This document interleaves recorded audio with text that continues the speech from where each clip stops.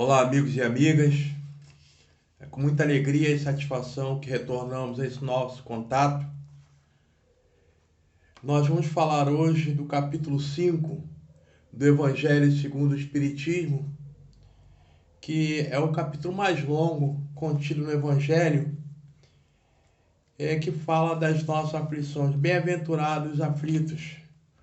E nós vamos falar hoje, particularmente, dos itens 1, 2 e 3, que fala sobre a justiça das aflições, rogando a Deus que possa nos abençoar esse nosso propósito de estudar a doutrina dos Espíritos, que Jesus possa ser a nossa inspiração constante na nossa vida.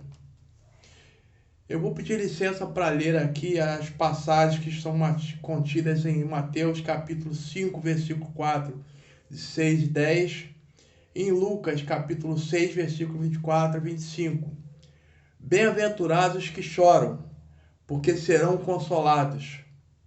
Bem-aventurados os famintos e sequiosos de justiça, pois que serão saciados.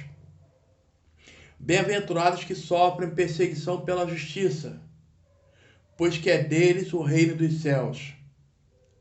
Bem-aventurados vós, que sois pobres, porque vosso é o reino dos céus. Bem-aventurados vós, que agora tendes fome, porque sereis saciados. Ditosos sois vós, que agora chorais, porque rireis.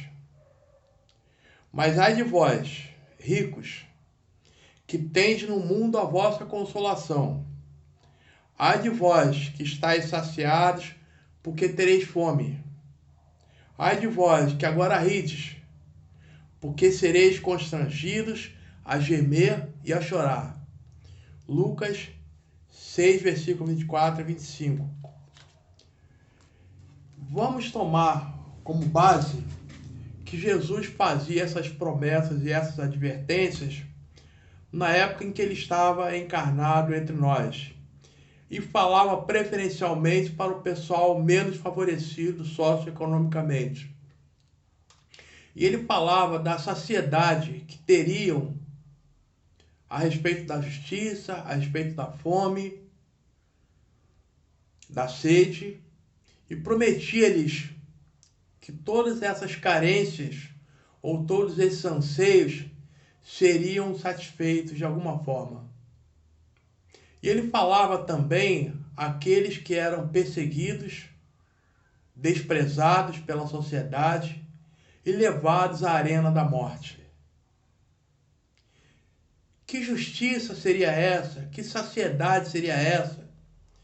Que Jesus prometia a pessoas praticamente condenadas ao desterro, à desonra, ao menosprezo da sociedade. Se não acoplarmos a todos esses ensinamentos de Jesus, a vida futura, esses ensinamentos não terão o menor sentido, pois que muitos que ouviram essas promessas de Jesus, logo depois encontraram como consolo, ou como finalidade, ou como fim da sua existência, a morte e o suplício.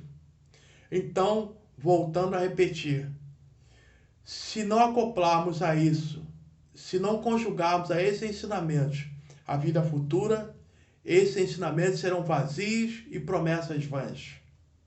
Mas se colocarmos todos esses ensinamentos com o suporte da vida futura e colocarmos em nossa mente, em nossos corações, que Jesus prometia toda essa saciedade, se não naquela vida, mas em vidas futuras, em existências que viriam mais à frente, onde aqueles que haviam sofrido todo esse tipo de privação seriam de alguma forma saciados.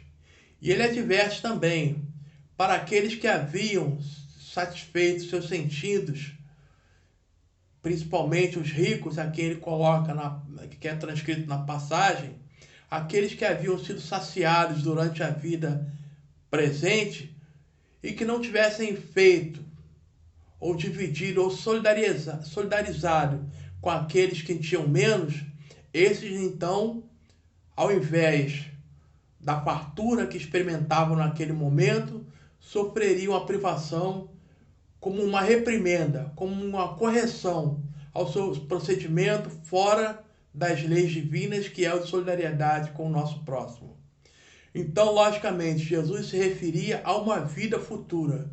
E ele coloca ainda mais que todas essas privações, todas aquelas consolações, não correriam a malgrado de Deus, que agiria caprichosamente, cumulando alguns com bênçãos e sentenciando a outros com privações ou com sentenças que os levariam ao sofrimento. Nós não estamos delegados a uma sorte cega, a um Deus caprichoso sem critério. Não, pelo contrário.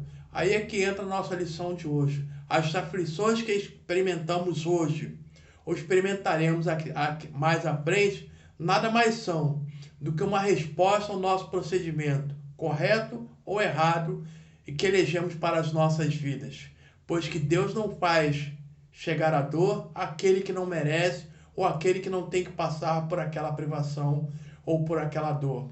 A dor não como castigo, porque já experimentamos, já sabemos que o nosso Deus não é um Deus vingativo, rancoroso, mas, ao contrário, um Deus misericordioso, que dá a cada um de nós segundo as nossas obras. Se semeamos o bem, recolheremos também as consequências daquele bem semeado. Se semeamos o mal, recolheremos por consequência todas as atribuições daquele mal que cometemos. De forma que está em nossas mãos acumular a nossa vida de bênçãos ou de maldições, ou de sofrimentos, ou de dores. Porque a cada um, segundo Jesus repetia a todo momento, é dado segundo as suas obras.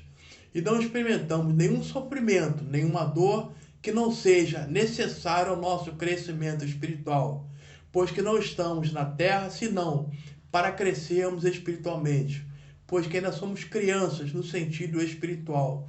Não sabemos ainda ou não agimos ainda de acordo com que as leis divinas nos proscrevem, que é de amar a Deus sobre todas as coisas e ao próximo como a nós mesmos. Insistimos no nosso egoísmo milenar, no nosso orgulho, na nossa falta de compreensão, na nossa falta de empatia para com a dor do próximo.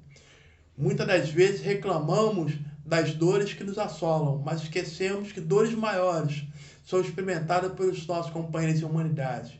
Que nós, embora sofrendo, poderemos de alguma forma ser útil àquele companheiro que tem um sofrimento muito maior que o nosso.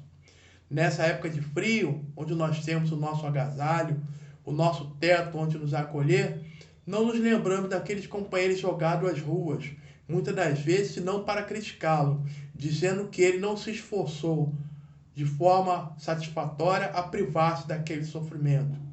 Isso não importa, mesmo que isso ainda seja verdade, porque Deus não nos prescreveu o papel de julgador, mas de auxiliadores na sua obra. Devemos ter aquele nosso companheiro como um irmão necessitado, não importando a causa que o levou àquela dor, mas nos importa sim auxiliar e diminuir o seu sofrimento. Jesus nos adverte quando ele diz que ele teve fome e nós o demos de comer. Teve sede e nós saciamos a sua sede. Esteve preso e fomos visitar. Esteve doente e nós, de alguma forma, colaboramos com a sua cura. E ao ser perguntado pelos discípulos quando que o teríamos visto nessa situação, ele disse: em verdade, quando fizesse a um desses pequeninos irmãos, a mim mesmo estarás fazendo. E esse então é o nosso compromisso, de nos solidarizar com a dor do nosso companheiro, experimentando o nosso sofrimento, com o nosso coração muitas vezes sangrando, com a dor que nos acompanha, mas sendo de alguma forma, tentando ser útil àquele nosso companheiro de humanidade, cumprindo aquilo que Jesus e que Deus espera de nós, que tenhamos muito amor um para com os outros, né? Porque ele assegurou: assim sereis conhecidos que sois meus discípulos, se tiverdes amor um para com os outros. E o amor, segundo Paulo, cobre a multidão de pecados. E nosso papel sempre é o de amar intensamente. Obrigado a todos, muita paz.